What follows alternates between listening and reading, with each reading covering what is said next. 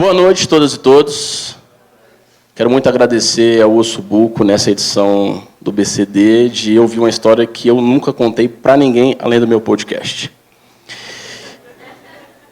Porque dá curiosidade de vocês ouvirem, tem muita coisa lá ainda. Mas a história que eu venho contar aqui é sobre como começou a minha militância pelo direito à cidade e de inverter a lógica do que é o chamado centro e dizer a vocês que a periferia é que é o centro. Essa cidade design é uma cidade desigual. Brasília foi criada para não ter tensão social. Em relação a grandes capitais que vocês visitam, ou grandes outros países do mundo que vocês visitam, a periferia e o centro está no nosso campo visual e às vezes até no nosso campo físico. A capital do país, ela não tem tensão social porque a periferia não está nem no campo visual e nem no campo físico. E para contar essa história, eu preciso dizer de onde eu vim. Eu venho da terceira experiência de remoções de favela no Brasil, que é chamado Centro de Erradicação de Invasões. Ou seja, a Ceilândia. Em algum momento da história, o meu pai, que ajudou a construir esses monumentos que estão em volta desse prédio, ao invés de ser reconhecido como um trabalhador da capital, foi chamado de invasor da capital. E nós fomos colocados a 40 quilômetros de distância, 30 quilômetros de distância, quase colado com... Nós já era o Goiás mesmo, viu? Né? Nós somos Goiás mesmo, só que eles delimitaram uma área ali, viu? Enfim, isso foi em 1971. Essa foto deve ser em torno de 76, 79. Está ali a nossa caixa d'água ao fundo e o que é a feira hoje. E essa cidade, da década de 70, 80 e 90, ela foi massacradamente chamada de Caldeirão do Diabo pela imprensa. Ela foi chamada do barril de pólvora. Quem não conhece a arquitetura de Ceilândia, ela é um formato de um barril. E nós já tínhamos de cara mais de 100 mil pessoas num território que não tinha convergência social, a não ser uma cidade projetada para ser cidade de dormitório. Então, como é que vocês encaram ligar o jornal e ver que a Ceilândia foi historicamente noticiada como a cidade mais violenta, onde era o barril de pólvora, onde era o caldeirão do diabo? Então, eu quero dizer para vocês um sentimento que eu tenho, enquanto morador da Ceilândia. Todo mundo aqui assistiu Shrek? Nós somos a terra tão distante. E quando alguém sai da terra tão distante e resolve vir para o chamado centro, a gente é o ogro que resolveu sair do pântano. E aqui começa essa história que tocou a Elô. Era o ano 2000, início do ano 2000, mais ou menos 17 anos atrás, eu já fazia parte do movimento social.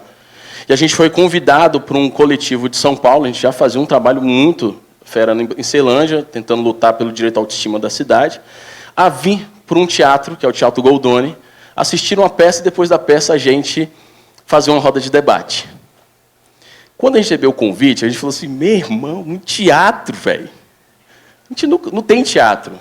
Ceilândia tem 600 mil habitantes e não tem nenhuma sala de cinema. O plano piloto tem 97 salas. Então a gente, falou, cara, a gente foi convidado, né? Para o teatro, né? A gente não tem cultura de teatro. Vamos tirar onda na rua que nós vamos para o teatro. Começamos a falar para os amigos, aí, vamos para o teatro, viu? Que vai para onde? Teatro, mané. Teatro, assistir a peça, debater. Reconhecimento do nosso trabalho, os companheiros de São Paulo chamam a gente. E a gente resolve, então, se colocar a melhor roupa. Eu quero dizer para vocês que eu estou hoje com a roupa justa, mas naquela época a gente era bem hip-hop mesmo, então era calça folgada, camisa no joelho, boné, a barreta. E era um domingo onde as pessoas assistem futebol na quebrada, fica a rua sempre cheia, porque tem boteco, não tem onde a molecada brincar, é sempre a rua, nosso espaço democrático. E a gente, então, se resolve, olha, a peça é 8 horas, nós temos que estar lá. Como a gente sabe que o fluxo é o contrário, vamos sair cedo. E a gente vai para a parada de ônibus. E aí, está aí o Teatro Goldoni, não sei, mas a gente resolve, então, ir para a parada. E tem uma coisa muito louca nessa história da parada, assim, é que nenhum ônibus parava. A impressão que dava... Não tem quando, aqui em Brasília acontece, não tem quando alguém dá seta e o carro do lado acelera quando você dá seta? Parece que além de você dizer que você vou passar, é assim, acelera mais. É tipo isso. Toda vez que a gente dava a mão para parar o ônibus acelerava, fazia... Fuf, a gente falava, pô, E começamos a ficar preocupados, falando, não vai dar, cara. Vai dar 7 horas, o baú não vai parar.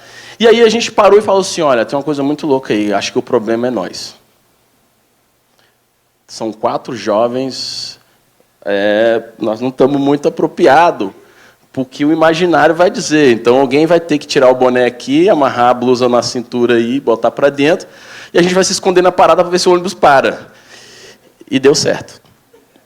Nós ficamos escondidos na parada, o colega deu a mão, e foi muito louco, porque quando o colega deu a mão, a gente falou assim, ó, não dá para o motora pensar. Se ele vê, ele vai acelerar. Quando o motora parou, que o meu colega botou o pé na escada, a gente veio em comboio, já entrando. Aí o cara já meio que... E a gente começou. Eu lembro naquela época que eu estava lendo o livro do Malcolm X, um brother meu estava lendo um livro do Che, e um outro estava lendo As Vias Abertas da América Latina. Agora, você imagina 4 caras discutindo conjuntura da América Latina, o ouro, o sangue, Malcolm X, a questão racial, e a gente começou a embarcar numa viagem, e nós íamos para o teatro. E a gente falava, mano, o teatro vai ser massa, porque vai falar dessa relação, mas aquela relação racial com o Brasil, filosofando as coisas que às vezes nem nós entendíamos o que estava falando, mas tirava uma onda, né? Vamos dizer que nós é culto aqui, não para o teatro. Em algum momento da história, o ônibus começou a mudar o curso. Mas a gente não se ligou nesse momento. A gente percebeu que ele não estava indo para o lugar que era para ir. Era um ônibus que ia para o eixo, e em algum momento ele entrou no setor de oficinas, o SOFSul. Quando a gente se deparou, o ônibus estava na garagem dele e com viaturas. E aí a gente ficou parado e olhando, porra, acidente na via, né? Engarrafamento, a gente não conhecia o SOFSul. O cobrador, então, levanta e diz, gente, a gente teve que parar o ônibus porque nós estamos com ameaça de assalto. Na hora, a gente olhou um para o outro e falou assim, meu irmão, assalto? Começamos a olhar pela janela, falou assim, assalto, cara, vão assaltar o baú, cara, tu bota fé, a gente aqui conversando. E os assaltantes eram nós. A gente não entendeu que o motora e que o cobrador identificou em nós, algum momento, a possibilidade da gente cometer um furto dentro do ônibus. E aquilo não doeu muito a gente.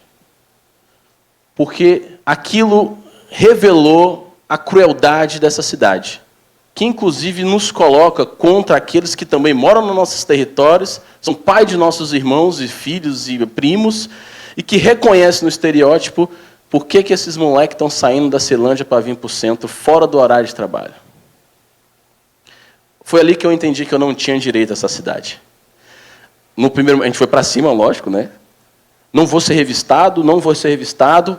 E isso é uma coisa muito louca, porque a gente tem resistência com a polícia desde cedo na periferia. A gente sabe muito bem o que era descer do ônibus naquele momento e o que era ser seguido pela polícia. Eles iam descer a porrada da gente. O único lugar seguro nosso era o ônibus. E a gente falou que não ia sair, que nós íamos para o teatro, mostramos os ingressos, mostramos um portfólio que a gente estava levando do trabalho que a gente desenvolvia na Ceilândia, e a gente foi.